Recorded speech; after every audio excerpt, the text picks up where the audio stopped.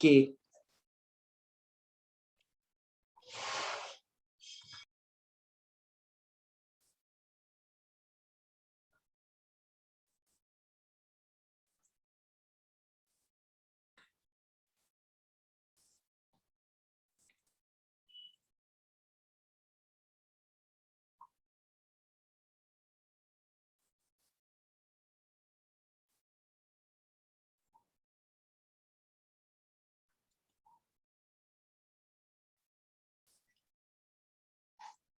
इसको भी मैं क्या करता हूँ कि इसका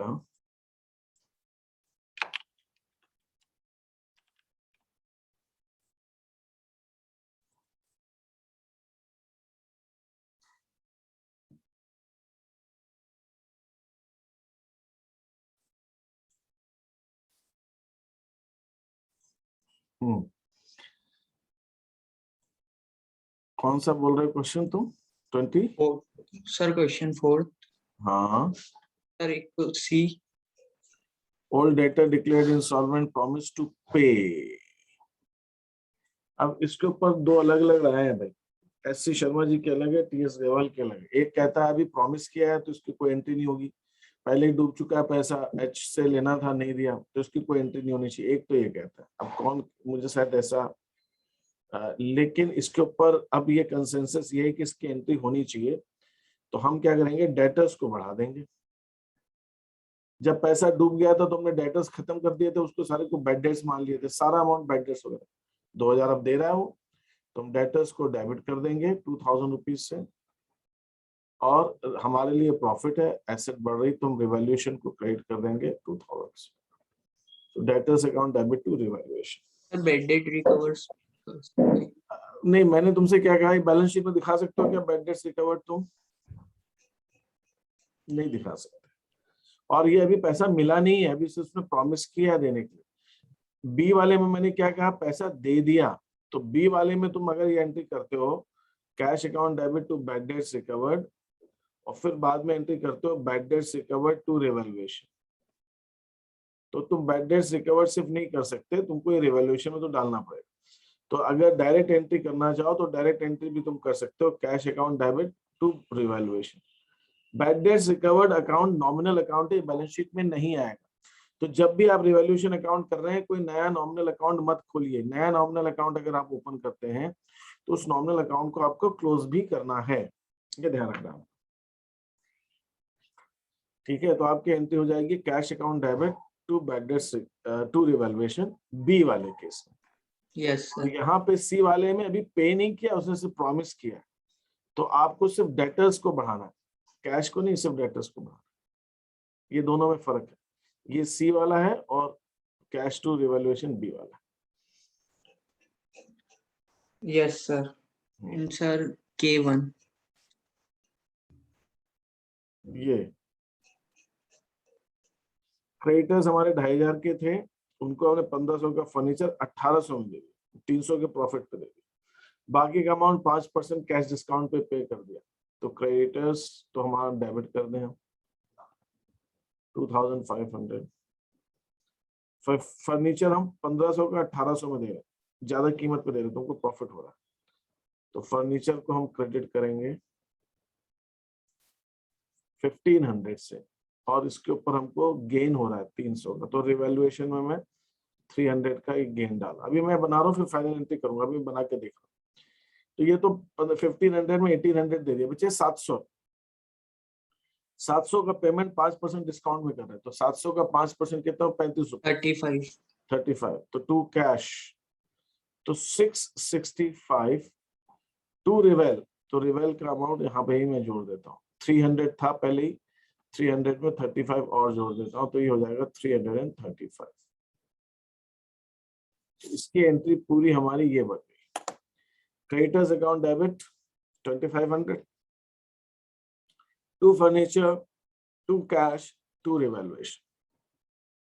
सर AC करनी है एंट्री? ये एंट्री, पूरी एंट्री यही होगी। मैं बना रहा था कि बन जाए, लेकिन वो ठीक है, दो बार रिवैल्यूएशन हो जाए, एक बार क्लब कर दिया, बाकी एंट्री बन गई अपने आप, कंप्लीट है एंट्री अपने आप। सर मैंने इसकी एंट्री बनाई थी, creditors account debit 335 to revaluation 335। तो नहीं, अपन ने जो फर्नीचर दे दिया ना तो उसको भी करना पड़ेगा, और जो कैश दिया है इसको भी देना पड़ेगा। ठीक है, रिवॉल्यूशन में 335 आएगा, वो सही है, लेकिन इसके अंदर जो कैश भी अपन दे रहे हैं कैश भी लिखना पड़ेगा, और फर्नीचर दे रहे हैं वो भी लिखना पड़ेगा, क्रेडिटर्स कम हो रहे हैं पूरे 2500 से, वो भी लिखना पड़ेगा, ऐसा। Yes sir. सर मैं नोट डाउन कर लेता हूँ। हाँ।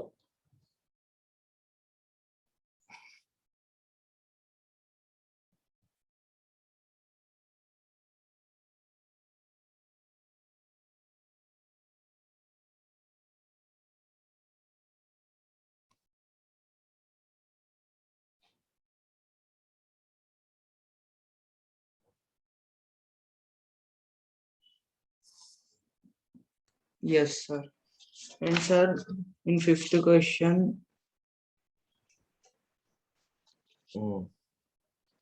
sir, E1.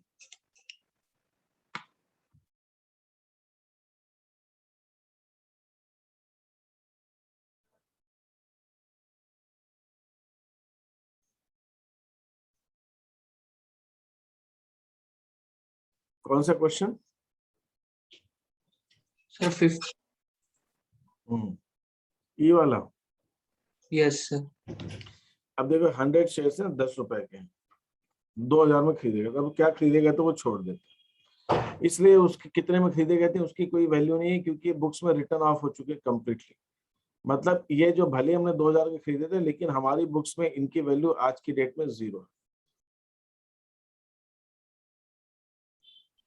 Yes, और sir. ये शेयर्स 6 रुपए में हमने पार्टनर्स को बांट दिए, तो इसका मतलब ये 100 शेयर्स है 6 रुपए के हिसाब से कितने हो गए? 600 के हो गए एक शेयर, 600 के हो गए शेयर्स Yes. पार्टनर्स हमने। तो पहले जिसको हम दो ढंग से कर सकते हैं, एक कंबाइंड एंट्री हो सकती है अलग अलग। पहले हम 600 के शेयर्स बुक्स में लेकर आए, क्योंकि बुक्स में तो शेयर्स है ही नहीं, कंप्लीटली रिटर्न ऑफ है, 0 वैल्यू है।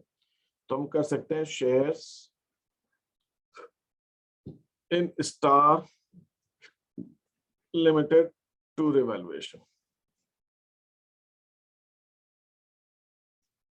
600। फिर अब हम इनको पार्टनर्स को दे दें। अब इसमें मुझे देखना पड़ेगा पार्टनर्स कौन कौन है। AXYZ रेशियो है 532, तो इसके अंदर बोला है रेशियो में लिया, तो XYZ को 532 में देगा। तो X capital account debit, Y capital account debit, Z capital account debit to shares in Star Limited. कितने? 600। 5:3:2, 300, 180, 120। मैं ये दो एंट्रीज इसकी कर सकता हूं, और अगर चाहूं तो इन दोनों को कंबाइन भी कर सकता हूं। कंबाइन कैसे हो जाएगी? सिंपल, स्टार लिमिटेड यहाँ डेबिट हुआ, शेयर्स यहाँ क्रेडिट हुआ, तो ये हट जाएगा। हमारी एंट्री बन गई X debit, Y debit, Z debit to revaluation. तो मैं एक एंट्री करूं या दो एंट्री? एक ही बात, 300, 180, 120, 600। ठीक है, तो ये दो एंट्री कर सकते हैं या फिर ये अकेली एक एंट्री कर सकते हैं। Yes, sir. Sir, D.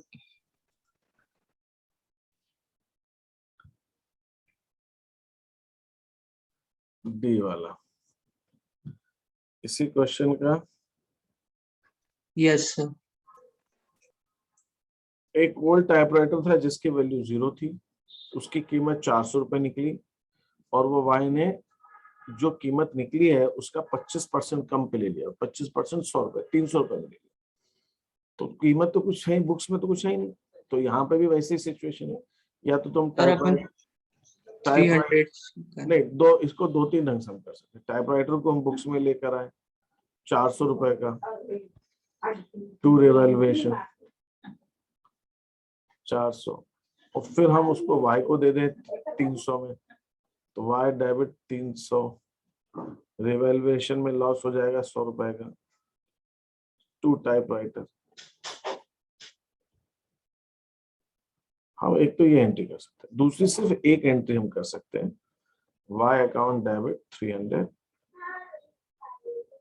To रिवेल 300, ये भी कर सकते हैं।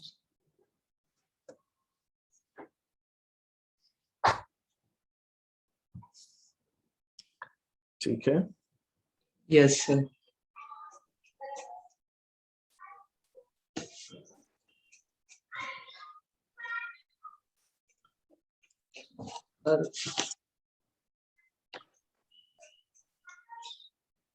सर इसका एच।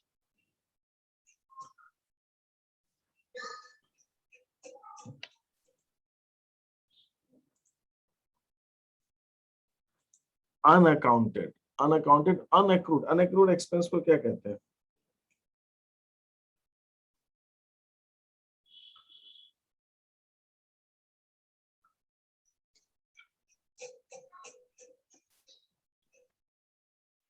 इसका उल्टा क्या होता है? हाँ,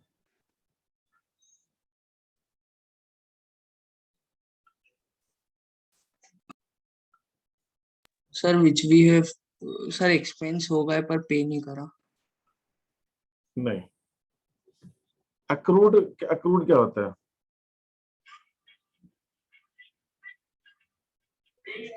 ओ गॉड।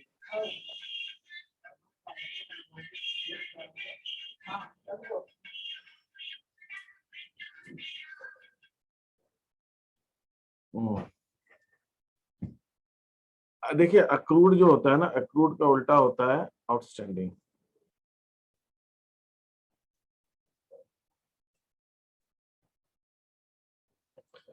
अनएक्रूड का मतलब होता है प्रीपेड। तो प्रीपेड खर्चे थे जो लिखे हुए नहीं है बुक्स में, तो क्या एंट्री हो जाएगी हमारी? Sir prepaid to out, sorry to revaluation. बस, prepaid expenses account debit to revaluation.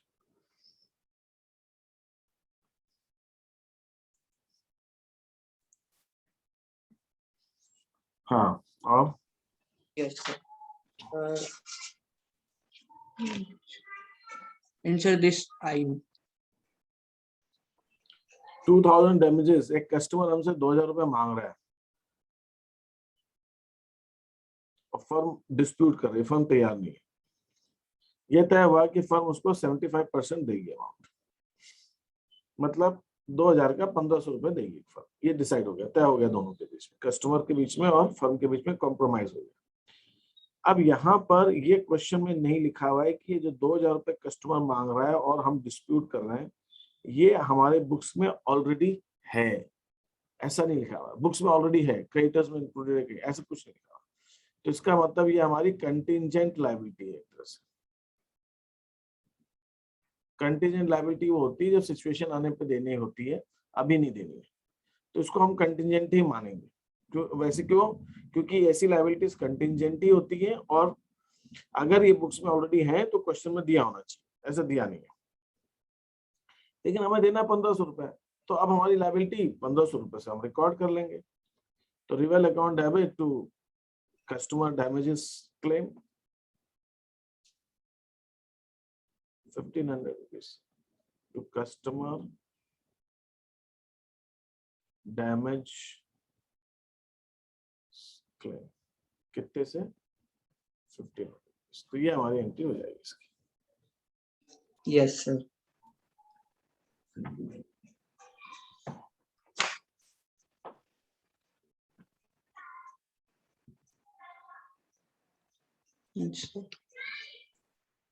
Sir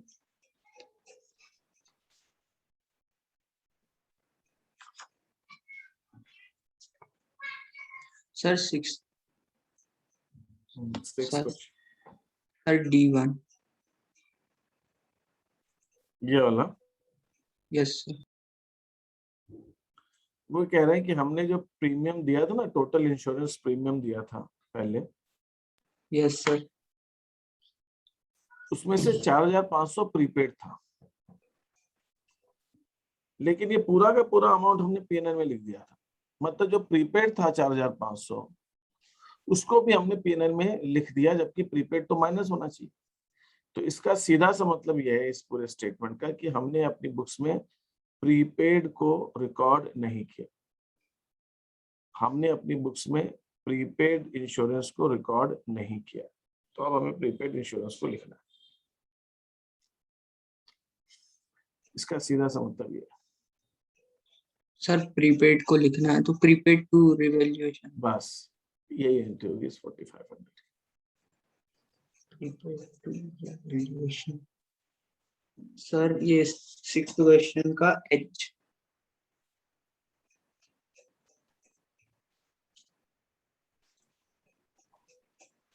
अब देखो यहाँ पे कंटिजेंट लायबिलिटी साफ साफ दिया हुआ कि कंटिजेंट लायबिलिटी थी बिल डिस्काउंटेड की, वो भी मैच्योर नहीं थी, मतलब बिल था, बिल डिस्काउंटेड। कंटिजेंट कब होता है कि हमको किसी डेटर से बिल मिला कि हमें उससे पैसा मिलना है, और हमने बैंक से अभी उसकी डेट नहीं आई है कि उसको देने की भी डेट नहीं आई है, हमको मिल लेना है उससे, लेकिन हम बैंक के पास पहले चले गए और बैंक से पैसा हमने पहले ले लिया। अगर वो ड्यू डेट पे, अब उसके पास ड्यू डेट पे बिल तो अब बैंक को दे दिया अपन ने, क्योंकि बैंक से हम पैसा ले चुके हैं, तो जब ड्यू डेट आएगा तो बैंक जाएगा उसके पास लेने के लिए पैसा, और अगर वो बैंक को नहीं देगा तब वो हमारे पास आएगा।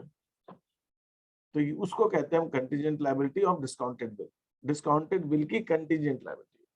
सीधा फिर मैं रिपीट करता हूँ, ये क्या होता है, ये बार बार आते हैं इस टाइप के क्वेश्चन। तो डिस्काउंटेड बिल की कंटीजेंट लायबिलिटीज मतलब ये है कि हमको किसी कस्टमर से बिल रिसीवेबल मिला, उसकी डेट मान लो आज से 3 महीने बाद की है, आज है 12 अगस्त, अगस्त सितंबर अक्टूबर नवंबर, 12 नवंबर को लेना उससे पैसा, तो 12 नवंबर तक हम वेट करने को नहीं तैयार।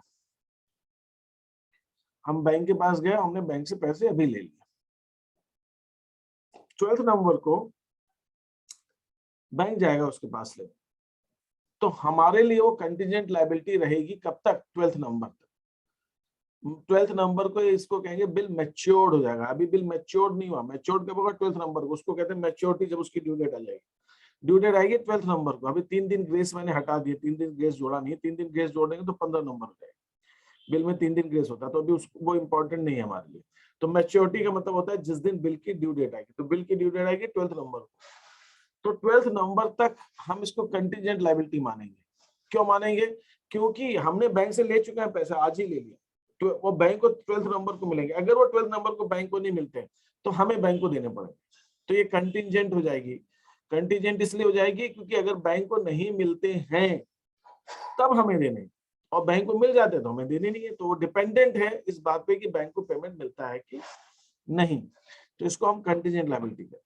तो अब ऐसी लायबिलिटीज को, ऐसा एक बिल था हमारे पास 5,700 रुपए का, लेकिन ड्यू डेट आने से पहले जो जिसने बिल एक्सेप्ट किया था वो इंसॉल्वेंट हो गया।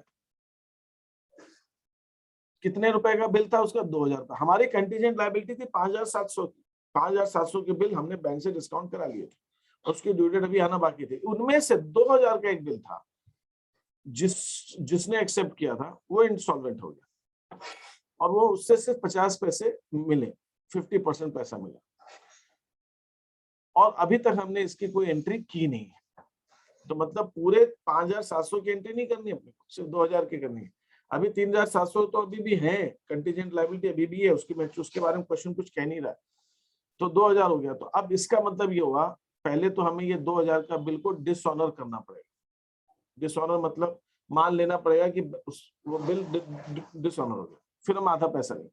तो बिल डिसऑनर होने की एंट्री ये होती है हमारी, जो डेटर है जिसने एक्सेप्ट किया उसको हम वो हमारा फिर से डेटर, एक्सेप्टर डेटर बन जाएगा।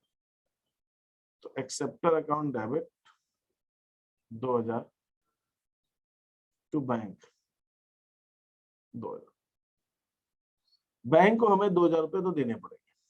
बैंक हमें अब उससे आधे पैसे भले ही मिले, लेकिन अब वो हमें आधे पैसे दे रहा है, आधे दे रहा है। तो हम यहाँ पे लिखेंगे cash account debit 1,000, revaluation account debit 1,000 to acceptor. पहले तो हम एक्सेप्टर को 2,000 से डेटर बनाएंगे, डिसऑनर हो क्योंकि इंसॉल्वेंट हो गया, पूरा पैसा मिल नहीं रहा, और फिर हम उससे आधा पैसा लेंगे, और जो आधा पैसा उससे नहीं मिलेगा उसको हम अपना लॉस मान लेंगे, उसको हम अपना लॉस मान लेंगे। ठीक है, तो accepted debit to bank and cash account debit, revaluation account debit to accepted, ये हमारी एंट्रीज है। सर ये फाइनल एंट्री। ये दोनों एंट्रीज करनी पड़ेगी आपको, वो ज्यादा Yes. अच्छा है। अब यहाँ पे बैंक को भी क्रेडिट कर सकते हैं, एक्सेप्टेड एक्सेप्टेड कट गया, लेकिन मैं समझता हूँ कि इस केस में 2 एंट्री करना ज्यादा सही है, उसमें अंदर कंफ्यूजन आएगा। पहले उसको डेटर बनाओ, डिसऑनर करो बिल, और फिर उससे आधा पैसा लो, और जो डूब गया उसको लॉस मान लो, रिवैल्यूएशन में डालो। Yes sir.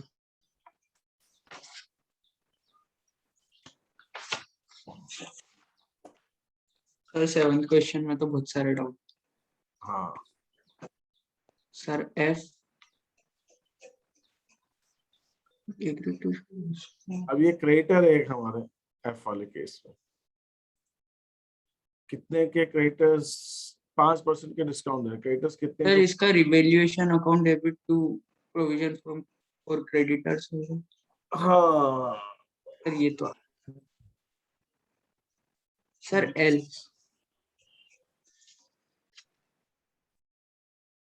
बी के पर्सनल एक्सपेंसेस थे, एल कह रहा है कि बी के कुछ पर्सनल खर्चे थे, वो हमने अपने प्रॉफिट एंड लॉस में लिख दिए, जबकि बी के पर्सनल खर्चे थे, तो बी के कैपिटल को डेबिट करना था, तो हमने बी के कैपिटल को डेबिट नहीं किया, उसके बजाय हमने उसको बिजनेस के खर्चे मान लिया, बिजनेस के खर्चे मान। तो अब हम क्या करेंगे, बी को कैपिटल को डेबिट कर देंगे, और जो खर्चा मान लिया था, हमने प्रॉफिट कम कर दिया था, अब हम प्रॉफिट ले लेंगे, तो B's capital account debit to revaluation.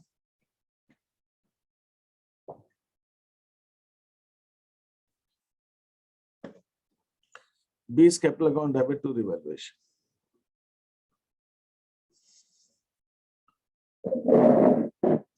Sir L से क्यू तक सारे डाउट है। हाँ, सर एल से क्यू तक।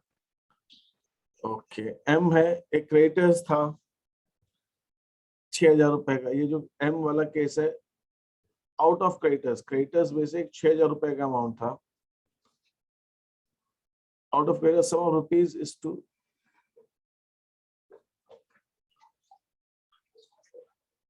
अच्छा अच्छा अच्छा, बी हमारा पार्टनर है, तो एम वाला ट्रांजैक्शन ये हमसे कह रहा है कि हमारे क्रेडिटर्स में 6,000 का अमाउंट ऐसा है जो हमें बी को देना है, जो बी को देना है उसको हमने क्रेडिटर में रख रखा है 6,000, अब हम उसके कैपिटल में उसको ट्रांसफर करना है, अब हम उसकी कैपिटल में उसको ट्रांसफर कर देंगे, तो इस सीधा सा मतलब है क्रेडिटर्स में से कम करना है और कैपिटल को बढ़ाना है, तो क्रेडिटर्स में से घटा के कैपिटल, क्रेडिटर्स से माइनस करना है और कैपिटल में बढ़ाना है, तो क्रेडिटर्स को माइनस करना है तो क्रेडिटर्स को हम डेबिट कर देंगे, और बी की कैपिटल को हम क्रेडिट कर देंगे, creditors account debit 6,000 to B's capital 6,000।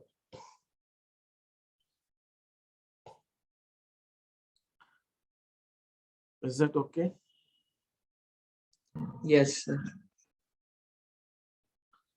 फिर एडवर्टीजमेंट एक्सपेंस जो कैरी फॉरवर्ड करना है, कैरी फॉरवर्ड करते हैं हम प्रीपेड को हमेशा, इसका मतलब ये हुआ कि 1,200 रुपए का जो प्रीपेड एक्सपेंस है उसको नेक्स्ट ईयर लेकर जाना है, तो prepaid advertisement expense account debit to revaluation. अब हमारे रिवैल्यूएशन के कुछ खर्चे हैं 3,300 रुपए के हुए, जो ए ने दे दिए, पार्टनर ए ने पे, फर्म को देने थे, ए ने दे दिए, तो फर्म को अब ए को देने पड़ेंगे, और ये खर्चे तो रिवैल्यूएशन के अंदर डेबिट होंगे, तो इसकी एंट्री होगी revaluation account debit to S capital,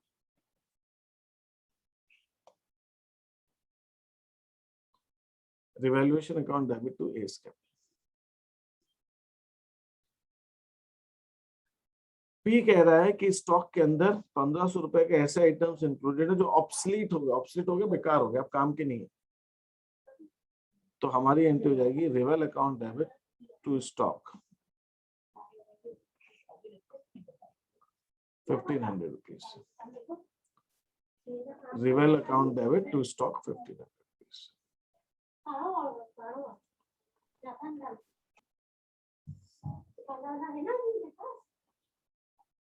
yes sir. ये इसके अंदर ईयर की गलती है, क्लियर की जरूरत भी नहीं, हटा दो। बैंक चार्जेस 350 रुपए हमने लिखे ही नहीं, लिखना ही रहेगा। तो जब बैंक चार्जेस की एंट्री हमारी होती है, bank charges account debit to bank, bank तो एसेट है ये तो ठीक है, लेकिन ये बैंक चार्जेस नॉमिनल अकाउंट है, तो इस नॉमिनल अकाउंट को हटा दो, इसकी जगह रिवैल्यूएशन अकाउंट आ जाएगा, revaluation account debit to bank. Yes, sir. And sir, S1. अब हमारे पास डेटर्स हैं, अब ये कुछ बैड हो गए या डूब गए। 2,000 रुपए जो एक्स से लेने थे, ये पूरी तरह से बैड डेट्स हो गए। 4,000 रुपए वाई से लेने थे, वो इंसॉल्वेंट हो गया, उससे सिर्फ 50% मिलेगा। ये कहानी। तो पहली बात तो जो एक्स से 6,000 रुपए 2,000 लेने थे जो डूब ही गए, तो इसको तो हम पूरे को लॉस मान लें। और 4,000 में सिर्फ 50% मिलेगा और 50% डूब गया, तो हमारे क्या एंट्री होनी चाहिए थी, revaluation account debit to debtors. Debtors को कम कर देंगे, डूब गए कौन से 2,000 रुपए ये, और इस 4 में से 2,000 रुपए ये, Yes, sir. टोटल 4,000 रुपए। तो revaluation account debit to debtors में 4,000 रुपए तो हम ये लिख देंगे, ठीक है। इतना तो समझ में आया कि नहीं आया? Yes, sir. अब जो वाई से 4,000 रुपए लेने, उसके जो आधे मिलने हैं उसको हमें प्रोविजन बनाना चाहिए, क्योंकि वो मिल भी सकते हैं, नहीं भी मिल सकते। जब तक मिल नहीं जाए तब तक तो हमको प्रोविजन बनाना चाहिए। तो दूसरी एंट्री हमारी होनी चाहिए, reval account debit to provision for bad and doubtful debts. कितने? आधे रुपए वाई के जो आधे रुपए, तो जो वाई के आधे हैं वो कितने हो गए? 2,000 रुपए। तो 2,000 रुपए की हम एंट्री करेंगे, reval account debit to provision for bad and doubtful dates.